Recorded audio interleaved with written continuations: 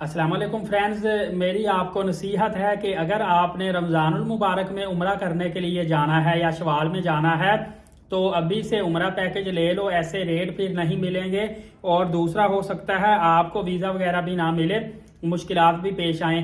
सबसे पहले आपको मैं बताता चलूँ कि आज जिन लोगों का किसी की उंगली आधी यहाँ से कटी होती है, कोई ना कोई उनके ज़्यादा चांसेस होते हैं कि उनका सेंड टू एम्बेसी केस आ जाता है। अब काफ़ी दोस्त बोलते हैं कि यार उंगली मेरी कटी है, जबकि पासपोर्ट की कॉपी सऊदी एम्बेसी में भेजी है तो सेंड टू एम्बेसी केस कैसे आ गया। तो फ्रेंड्स, जब आपका वीज़ा अप्लाई होता है वहाँ पे जो आपने नादरा में आईडी कार्ड बनवाते वक्त सारी की सारी फिंगर दी होती है ना, उसमें इशू आ सकता है आपके फिंगर का। इस वजह से सेंड टू एम्बेसी केस आता है, लेकिन मसले वाली बात नहीं, थोड़ा सा कॉम्प्लिकेशंस आती है।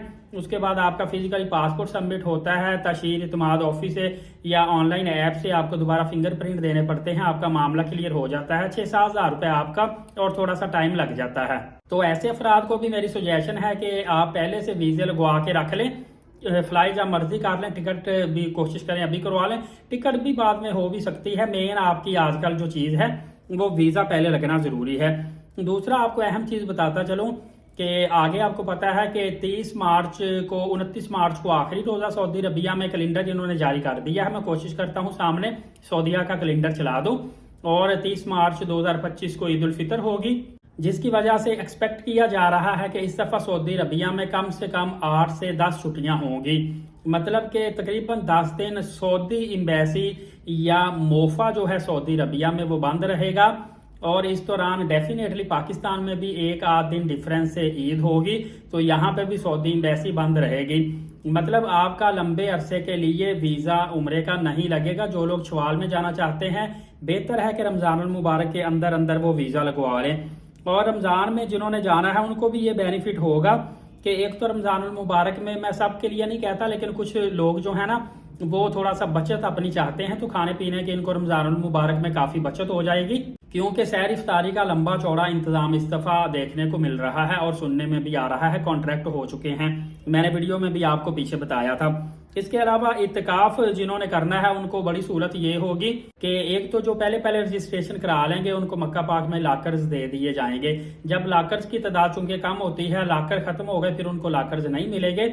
दूसरा ये है कि आपको 10 दिन इत्तिकाफ जो बैठेगा उसने 10 दिन डेफिनेटली होटल तो छोड़ ही देना है ना, तो 10 दिन की उसकी होटल की भी बचत आएगी, उसको फायदा होगा। इसी तरह कुछ लोग ऐसे हैं जो शटल होटल लेना पसंद करते हैं, वो कहते हैं जी शटल होटल बेहतर है, हम वहाँ से बस पे बैठें तो कुदई पार्किंग में या जियाद या किसी भी साइड पे हम उतर के वहाँ से कोई 200-250 मीटर पैदल चलते हैं तो हरम शरीफ में आ जाते हैं। लेकिन कुछ लोग जो हैं वो कहते हैं नहीं जी बिल्कुल करीब होटल होना चाहिए, करीब होटल। ये हर एक की अपनी अपनी प्रायोरिटी है, जिसको दूर पसंद है होटल दूर ले ले, जिसको होटल करीब पसंद है करीब ले ले। लेकिन मैंने अक्सर देखा है कि ट्रैवल एजेंट जो हैं वो ज़्यादा पैसे होटल से ही बचाते हैं, ओवर चार्जिंग हो जाती है।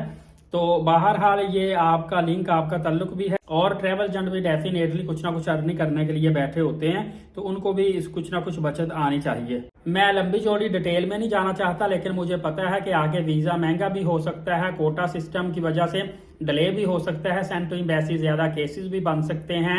इसके अलावा छुट्टियों की वजह से एम्बेसी बंद, इस तरह के तरह तरह के मसले मसाइल हैं। बिल्कुल आप डिले ना पड़ें, फौरी तौर पर अपने पासपोर्ट बनवा के वीज़े अभी से अप्लाई करवा लें, और बाद में आपके पास 3 महीने का टाइम होता है। मतलब कि आप 12 अप्रैल तक आप फ्लाई कर सकते हैं। वीज़ा लग गया तो आपकी समझ लें आधी टेंशन खत्म हो जाएगी, जब मर्जी टिकट करवाएं और सऊदी अरबिया रवाना हो जाएं। अगली वीडियो बहुत ज़्यादा अहम बनाऊंगा, मेरे साथ जुड़े रहिएगा। एलीट साकिब यूट्यूब चैनल को सब्सक्राइब करके बेल नोटिफिकेशन को ऑल कर लें। नमाज कायम करें, नबी पाक सल्लल्लाहु अलैहि वसल्लम पे कसरत से दुरूद पाक और कुरान मुकद्दस की तिलावत किया करें। इजाज़त दे, बहुत शुक्रिया, जज़ाकल्लाह।